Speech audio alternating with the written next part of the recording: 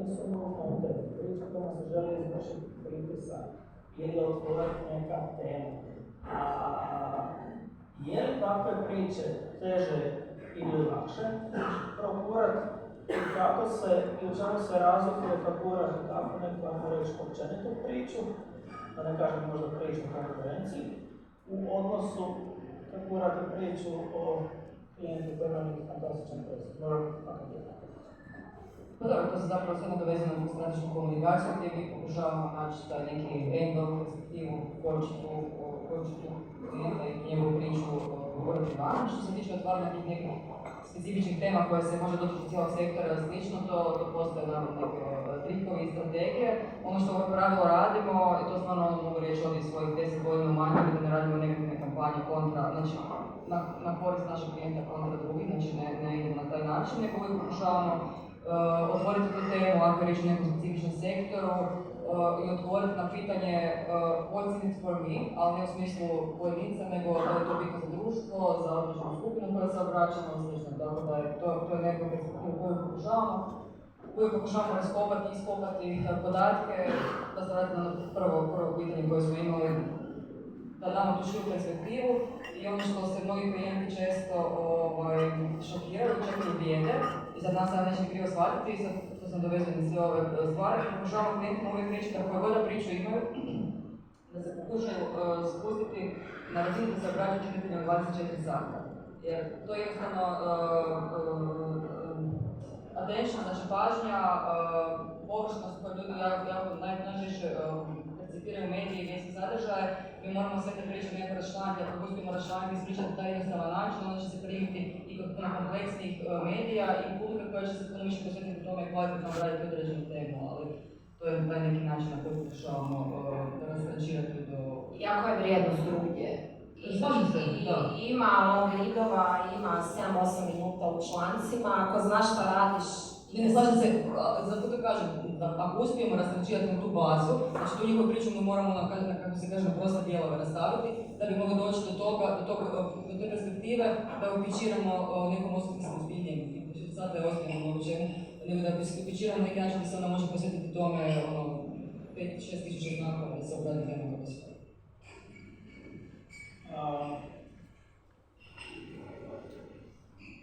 Kako PR stručnjaku objasnite ovo nije vijest? Ili uopće ne pošto? Ma znaju oni to, jednostavno to nekako... Ne znam, nama je sve vijesti. Ma nije, znate vi, to je jako dobro. Ne, znate, izbilja, evo, meni je u stvari taj neki korektan odnos najvažniji. Ono, kad znaš da nije vijest, onda se ne trudiš me uvjeriti da je vijest, ali kažeš ovo mi treba, ja može, ne može. I onda tu zbilja postoji neka granica gdje nešto možeš pustiti jer je onako rupno, ali realno neće to ostvariti, neki promet, ni vidljivost, ti ćeš imati neki link za poslat klijentu i to je to. To je sve što možeš dobiti od takvih situacija, ako nije neka priča. A ako je zbilja nešto što nije bilo nikakvog sadržaja, onda i mi smo vrlo iskreni, kažemo, vidimo neki budžet gdje to možeš plasirati, kako možeš plasirati, koji su ti kanali najbolji, to je to. Mislim, evo, iz mog iskustva je to zbilja takav odnos, fair odnos i zbilja nema tu puno fejka, nego najčešće znamo na čemu se dobro. Mogu se ja nadovezati. Dakle, ja sam bio s jedne s druge strane, prije 27 godina sam bio novinar pa urednik i birao sam šta treba ući unutar, šta ne treba, a onda sam se odmetnuo na ovu tamnu stranu. Pa sam... Inače svi za ovdje stolom, osim Marka, su bili bar jednom na tamnu stranu. Eto već. Šta smo tamnu stranu? Da. Šalna strana, ali imate zahtjevne klijente, mi imamo isto takvih koji u principu i radimo ih u nekim drugim državama, ne samo u Hrvatskoj, gdje imate situaciju da njih ne zanima medij, nego ih zanima objava. I to je isto fair odnos, mogu reći. Dakle, mi to jednostavno rješavamo na način da onda imamo dva portala koje onda te vijesti dignu gore. Oni su zadovoljni, oni znaju o čemu se radi. Mi smo zadovoljni, ne moramo zamarati kolege koji u principu se bave ozbiljnim stvarima i to vam je isto jedno od rješenja. Dakle, tako da se ne lažemo, samo sam htio reći što se tiče agencija. Dakle, često ovo je više za mlađe kolege, za vas starije nije, vi znate sve i prošli ste sve i teških trenutaka, ali za mlađe kolege. Često kad gledate PR agencije mislite da je to krasno, lijepo i u principu slikanje na televiziji, a u stvari, dakle, morate biti svjesni da je to rudnik u kojem se krvavo radi i gdje posao traje od 0 do 24, gdje ti nemaš vikenda najčešće ili ti se dešava da imaš situaciju, dakle, da radiš navečer kad se svi odmaraju, dakle, zato što je nešto grunulo u tom trenutku, kao i u novinarstvu, tako i u PR-u, ti imaš krizu koja počinje u 9 navečer ili najbolji trenutak. Znate koji je najbolji trenutak? Petak u 5 sati. Znači, to je genijalan trenutak. Dakle, klijent se sjeti, šalje i kaže imamo problem. Kada? U petak u 17 sati. I hoće da to riješimo s medijima. Mislim. Tako da, te situacije su vam česte i teško ih je opisati za one koji nisu prolazili.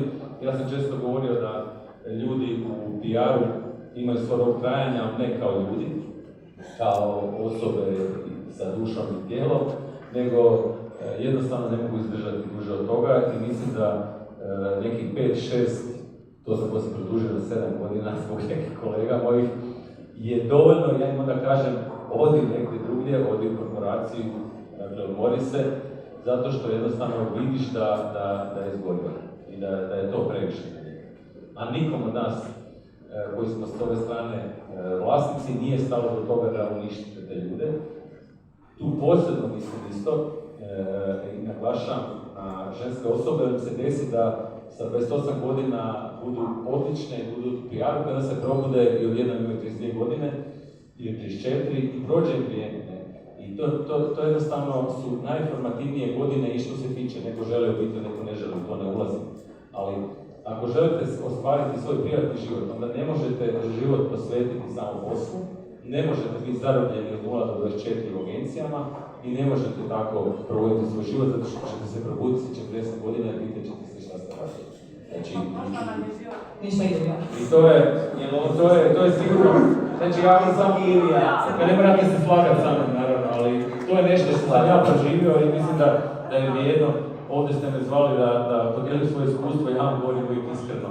Dakle, kao što sam zadnji put kad mi Ilija zvao pričao o kovertama s novcima, pa su me zbog toga neki vjerovici prosivali, spominjali, ne, 1999.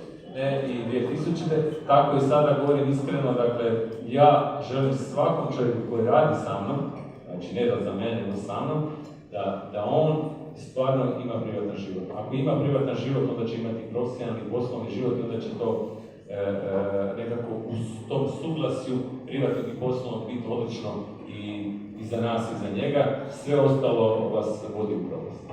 Mislim, evo, ja bih samo još rekla da nije stalno obratno. Ima situacija kad mi žicamo neke stvari. Mogu reći vrlo konkretan primjer, znači kompanije koje rade ovdje na našem tržištu i imaju naprosto neko globalno sjedište, negdje imaju jako puno novaca za neke genijalne istraživanja tržišta, trendova i tako dalje.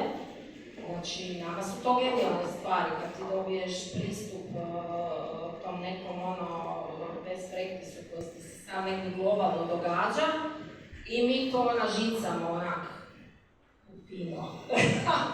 Da nam bude korisno, da njih ne zeznemo, da opet se ne otkrije tu previše konkurencije, naravno oni to skrivaju ako su puno platili od konkurencije. Ali evo, to je neki primjer gdje nama neki PR koji to može tamo nekom u Londonu ili negdje objasniti da će imati koristi od toga. To nam je genijalno. Ima puno ljudi koji zasjedu od medija, ne da im se to, imali su 100 loših iskustava, pa onda kad neko kaže, ali njemu možeš vjerovati, zbilja neće zeznut, to će biti normalno odrađeno i tako dalje, to i nama koristi. Pa evo, možda malo da krenem na drugu stranu. Ja ću samo dodati da, kako si me pitala na početku, kako je bilo prije, kako je sada, sad si me ti podsjetila, dakle, na jednu situaciju, to je bilo, znači, ranih 2000 godina, imao sam jednog kolegu izvrsno čovjeka i urednika, on je znao nazvati reći, slušaj Mare, ovako, ja ti imam 2 stranice. Ja te 2 stranice moram napuniti. Molim te lijepo da se sad dogovorimo, da sve što je tebi važno i relevantno ti meni javljaš, nije on samo mene znao, naravno, da ja te 2 stranice napunim. Ne da se meni desi da mene urednik poslije proziva. Dakle, tako je bilo prije, danas naravno i drugačije se slažu novine, drugačije funkcioniraju mediji. Događa li se to i danas?